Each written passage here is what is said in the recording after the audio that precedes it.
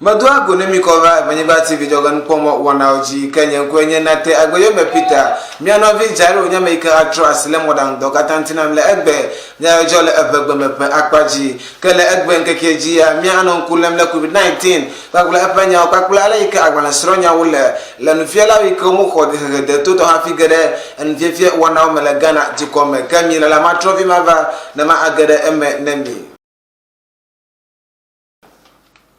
Akpaba mi daka wo klimi le yema ika no sinis ebe English na me do fo ika dama gbenemi hafinya ajo wadu bawle egben kekeji kala COVID-19 fanya o mene bale ika mi gbena dali mi apanya ajo pakpaji kokure zugla na adu akunfo adu be dodo ika no kode atuma hana COVID-19 fatika ododua anya mare ika ko gbada sare ko to America nenye dukro ha alo dukro fie pa adangdela le la mesenya wo pakpaji kenye presidential advisor on health Dr. Anthony Insia Asari America demebe gbada si go biare ka macho to klofia boy kala jesi de mene to come view be jizili ne to come view be wa award do yi kanya COVID-19 vaccination abe jizizi eno kala Dr. Anthony Insia Asari panya noa ena me se go ba to go ba jidu do do wo mi ka wa do COVID-19 ple party ka una Ghana to come view wa asare ka mazi to come biare ka jibe wa do atike ya do ya pakpaji o ka ka to boy ka ga de mene le do ya pakpaji ala message bodo COVID-19 party kadodo wanao nanye ejisisi le Ghana dukope akpasia akpa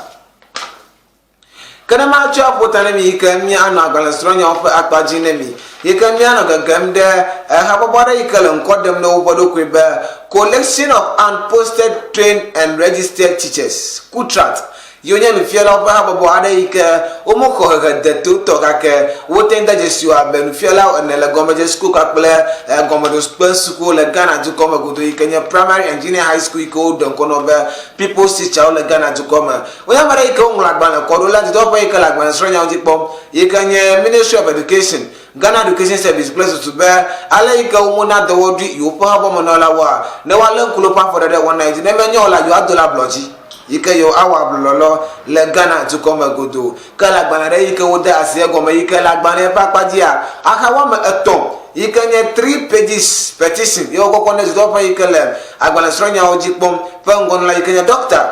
ya ose oduchum odi ko gbana ebe na ja agba ne wale nkura yo pa hyen onti alabe yo nye goma kwala le na na pakle aleke yo akpo goma le mfefie wana ma le Ghana du koma godo ka onya me ike oda jesi be le pakle atoma ba ike 2005 Ghana Education Service wo ko do record atoma hana na mfie la le FNL vo megba ike wa cho agbalan alo da sedi gbana ike nyem and trained teachers diploma in basic education Feda sedi gbanle acho akoko na yike akpele de vionti be akpele no fiela yonti be wo agade school home na an fefia wo na ne be wo tuturo jifo a wo abazu no fiela de toto le Ghana du koma godo kala do ya pakpaji a wo na misa go me be chopa be pakpli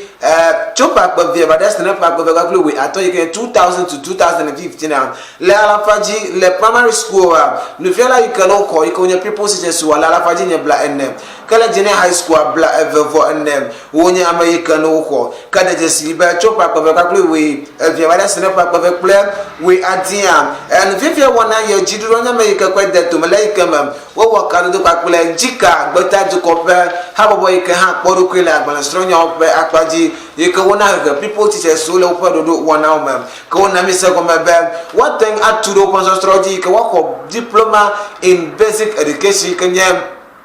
DBC dodopo wana le Ghana du koma godo kaka wonya make wo dem be chopa kwa we enye le yofa gwaje wana onti le ikame novi alafa we enyi novi alafa enyi ikanye 800 we dogo le suku ya o motencho agbanle ya de ke chokoko ne yo be you no gara school boje hana agban so strong wana kala habobo e pe ngono la ikanye apelete avula penya nuwa ajeje si be nu fiela okata ikonya people teachers so chopa ko be we adien das ne pa ko be we enya ama ikona do wodu yenye alafa de kakle awo ikanye 110 le Ghana du koma gudu tamia po agbale ikono ngulo connect do pa eviode